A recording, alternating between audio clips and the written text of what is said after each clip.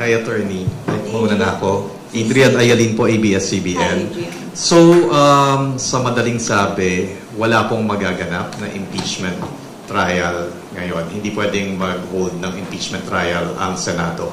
Well, the court said that the House complaint versus the VP is unconstitutional and null and void, and therefore the Senate did not acquire jurisdiction to convene as an impeachment court. Hanggang until February 6, 2026 na hindi pwede. The February 6, 2026, that's the due date. I mean, that's the date until when another complaint can be filed. Okay. Or initiated.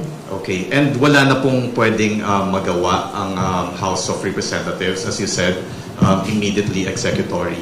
It's immediately executory, but they always have the option to file a motion for reconsideration. Thank you, Attorney.